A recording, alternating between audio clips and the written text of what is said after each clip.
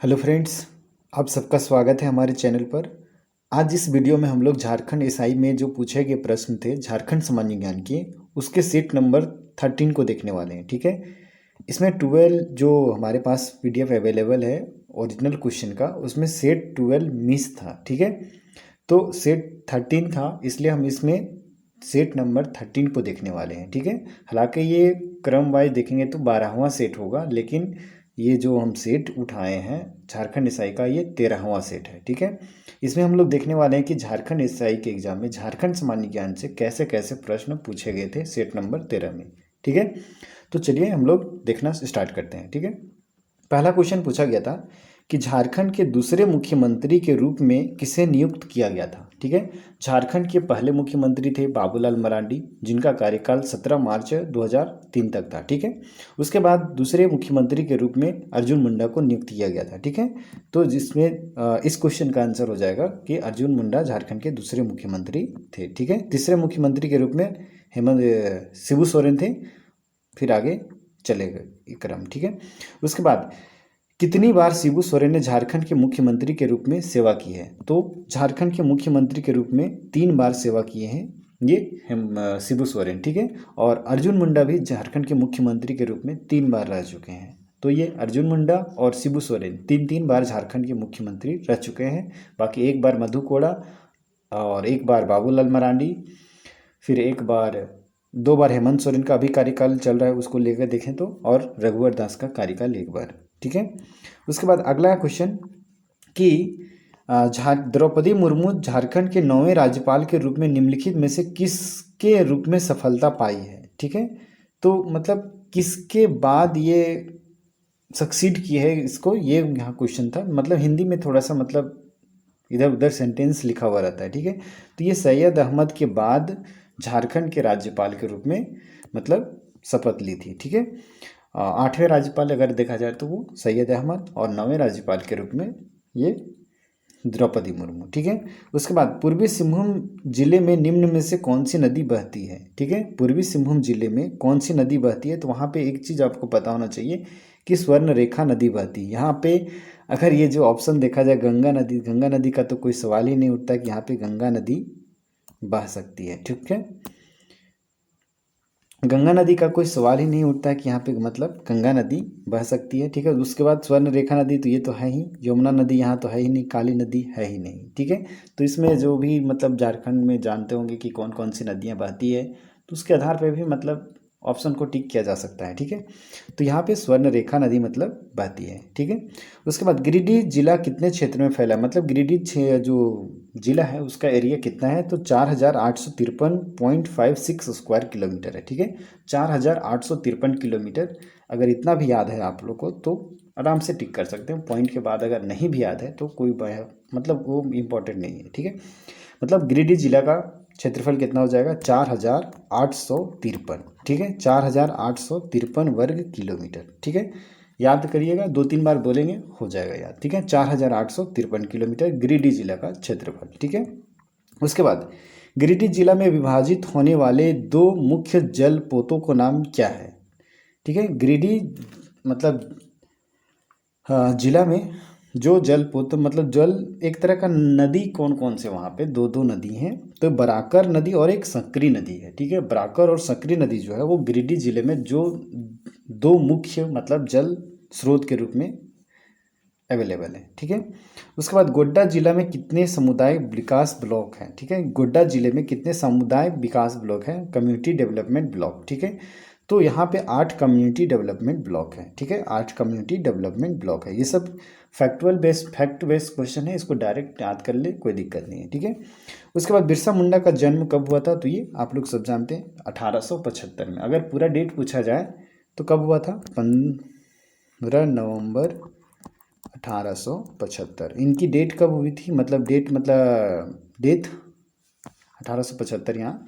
इनकी मृत्यु कब हुई थी, तो 9 जून 1900 को। ठीक है, 9 जून 1900 को कहाँ पे मृत्यु हुआ था, रांची जेल में। ठीक है, याद रखेंगे ये सबको। ठीक है, उसके बाद सीएनटी एक्ट अधिनियम, जो सीएनटी अधिनियम है 1908 हेतु ब्लूप्रिंट किसने तैयार किया था। ठीक है, जॉन एच हॉफमैन, ये क्वेश्चन बार बार पूछा जाता है, याद रखेंगे कि सीएनटी एक्ट जो है उसका अधिनियम का ब्लूप्रिंट जो है वो किसने तैयार किया था, तो जॉन एच हॉफमैन। ठीक है। उसके बाद अगला क्वेश्चन, राजमहल की पहाड़ियों में और उसके आसपास केंद्रीय जनजाति क्या है, मतलब राजमहल और उसके आसपास जो इलाका है उसमें कौन सी जनजाति पाई जाती है। ठीक है, तो वहाँ पे पाई जाती है सौरिया पहाड़िया जनजाति। ठीक है, याद रखना, ये भी क्वेश्चन बहुत बार पूछा गया है। आप लोग अगर देखेंगे प्रीवियस क्वेश्चन को क्वेश्चन बैंक से उठा के, तो आपको काफ़ी सारे क्वेश्चन यहाँ से देखने को मिलेंगे। ठीक है। उसके बाद अगला क्वेश्चन, साहिथी समुदाय का संथाई साहिथी समुदाय का अभ्यास निम्नलिखित चित्रों में से कौन सा है। ठीक है, तो जादव पटिया जो है वो संथाली होना चाहिए, थोड़ा सा संथाल यहाँ होना चाहिए। संथाल जनजाति का मतलब कौन सा जो है ये मतलब दिखाता है उसका, तो जादू पटिया जो है वो संथाल जनजाति को दिखाता है। ठीक है, हिंदी में थोड़ा सा मिस्टेक बहुत सारे रहता है यहाँ पे। ठीक है। उसके बाद झारखंड राज्य की सबसे कम साक्षरता दर वाला जिला का नाम क्या है। सबसे कम साक्षरता वाला अगर जिला बोला जाए तो वो पाकुड़ है, और सबसे अधिक साक्षरता वाला रांची। ठीक है, याद रखना है, रांची सबसे ज़्यादा साक्षरता वाला जिला है और सबसे कम साक्षरता वाला जिला पाकुड़ है। ठीक है। अगला क्वेश्चन, 2014 के विधानसभा चुनावों में अर्जुन मुंडा ने किस निर्वाचन क्षेत्र से चुनाव लड़ा था। ठीक है, तो ये खरसावां से चुनाव लड़े थे 2014 के चुनाव में। ठीक है, फिर ये 2019 का जो ये 2019 ही शायद ना, जो ये इलेक्शन हुआ था जिसमें कि वो खुट्टी से सांसद चुने गए, और अभी वर्तमान समय में वो मतलब जनजातीय मंत्री भी हैं। ठीक है, वहाँ कैबिनेट में है ना, भारत सरकार में मंत्री हैं। ठीक है, अर्जुन मुंडा जनजातीय मामलों के मंत्री हैं। ठीक है। झारखंड के प्रथम राज्यपाल कौन थे। झारखंड के प्रथम राज्यपाल, ये सबको पता होगा, प्रभात कुमार हैं। ठीक है। उसके बाद जमशेदपुर जो है वो किस नदी तट पर बसा हुआ है, तो ये स्वर्ण रेखा नदी तट पर बसा हुआ है। अगर पूछा जाए कि जमशेदपुर जो है वो कौन से दो नदियों के तट पर मतलब मिलन जहाँ मिलते हैं वहाँ पे बसा हुआ है, तो एक स्वर्ण रेखा और एक खरकई नदी। ठीक है, इन दोनों के संगम पर मतलब जमशेदपुर नगर है। अगर स्पेशल पूछा जाए कि कौन से नदी पर है, तो ये स्वर्ण रेखा नदी के तट पर बसा हुआ है जमशेदपुर। ठीक है, कभी कभी पूछ लेता है क्वेश्चन कि जमशेदपुर कौन से दो नदियों के संगम पर बसा हुआ है, मतलब तट पर बसा हुआ है, तो स्वर्ण रेखा और खरकई नदी। ठीक है। अगला क्वेश्चन, झारखंड की सबसे ऊंची जगह कौन सी है, तो नेतरहाट है। ठीक है, और अगर पूछा जाए कि झारखंड की सबसे ऊंची चोटी कौन सा है, तो ये पारसनाथ होगा। ठीक है। उसके बाद झारखंड जब बना था तो उस समय कितने जिले थे, तो 18 जिले थे, बाद में 6 जिले जोड़े गए। ठीक है, बाद में 6 जिले जोड़े गए, तो उसमें से एक बार 4 जोड़े गए और दूसरी बार 2 जोड़े गए। तो याद रखना है आप लोगों को, मेन 6 ये जिले कब कब जोड़े गए ये आप लोग को ज़्यादा याद रखना है। ठीक है, तो सरायकेला खरसावां हो गया, सिमडेगा हो गया, लातेहार हो गया, जमताड़ा हो गया, ये सब 2001 में जोड़ा गया। ठीक है। उसके बाद 2007 ईस्वी में रामगढ़ और खूंटी को जोड़ा गया। ठीक है, तो सबसे लेटेस्ट जिला अगर बोला जाए, दोनों हालांकि एक ही साथ बने हैं, खूंटी और रामगढ़, बट सबसे नवीनतम जिला बोला जाता है, जो 24वां जिला बोला जाता है, वो रामगढ़ को बोला जाता है। ठीक है, कोई दिक्कत, चलिए आगे बढ़ते हैं। ठीक है। उसके बाद अगले क्वेश्चन कि झारखंड में सरहुल त्यौहार किस ऋतु में मनाया जाता है। झारखंड में जो सरहुल त्यौहार मनाया जाता है वो कौन से ऋतु में मनाया जाता है, तो बसंत ऋतु में मनाया जाता है। ठीक है। उसके बाद अगर बोला जाए महीना कौन सा मनाया जाता है, तो चैत्र माह में मनाया जाता है। ठीक है, चैत्र माह में। ठीक है।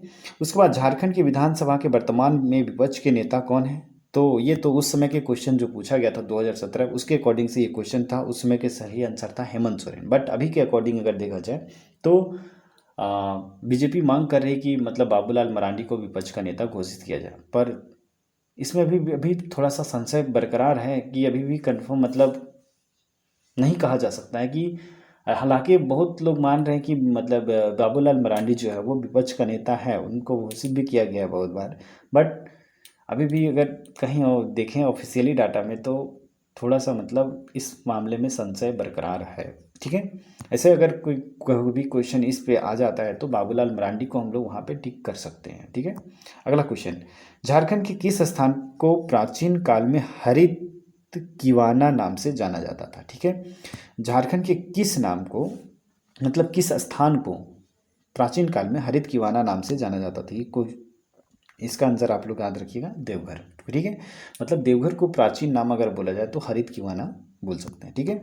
उसके बाद सोन नदी जो झारखंड के गढ़वा और पलामू जिलों के मध्य सीमा बनाती है, कहाँ से शुरू होती है, तो ये अमरकंटक की पहाड़ी जो कि मध्य प्रदेश में है, यहाँ से शुरू होती है। ठीक है, वहाँ से 3 नदियाँ निकलती है, एक सोन, एक नर्मदा और एक माही नदी, ठीक है। 3 नदियाँ वहाँ से निकलती है, तो याद रखना है ना। उसके बाद रांची में स्थित चिड़ियाघर का नाम क्या है? तो भगवान बिरसा प्राणी उद्यान नाम है, या फिर बिरसा मुंडा प्राणी उद्यान, वीर मुंडा प्राणी उद्यान, या इनमें से कोई नहीं। तो इसका राइट आंसर हो जाएगा भगवान बिरसा जूलॉजिकल पार्क, यानी कि भगवान बिरसा प्राणी उद्यान, ठीक है।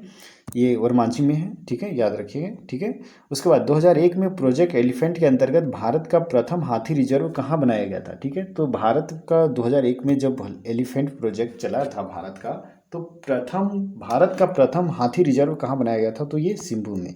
एक बात आप लोग को बताना है कि सिंहभूम जो है वहाँ पे कौन सा टाइगर रिजर्व है, मतलब टाइगर रिजर्व, सॉरी, हाथी रिजर्व जो है अभ्यारण्य एक तरह का बोल सकते हैं, तो कौन सा अभ्यारण्य है वहाँ पे?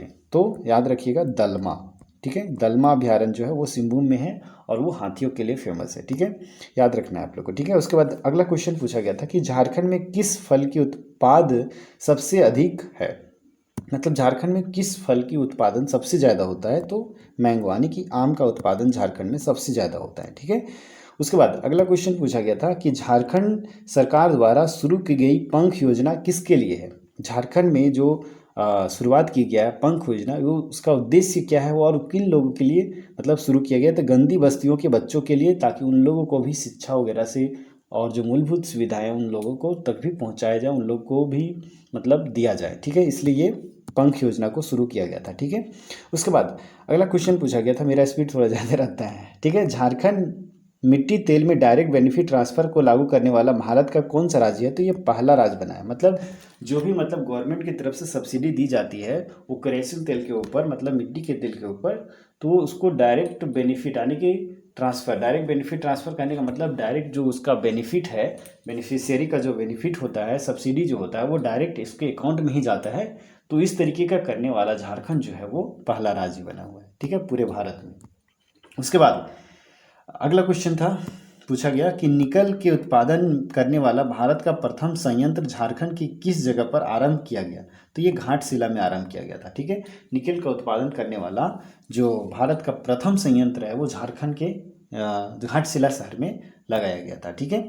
उसके बाद अगला क्वेश्चन पूछा गया था कि 2 दिवसीय मोमेंटम झारखंड भूमंडलीय निवेशक शिखर सम्मेलन 2017 का आयोजन कहाँ किया गया था? तो ये रांची में आयोजन किया गया था।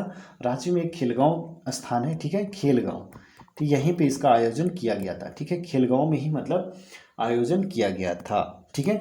उसके बाद 34वां जो राष्ट्रीय खेल हुआ था उसका भी आयोजन मुख्य रूप से अगर देखा जाए तो यही खेलगांव में ही हुआ था, ठीक है, जब झारखंड में 34वां राष्ट्रीय खेल हुआ था उसका आयोजन मतलब, ठीक है।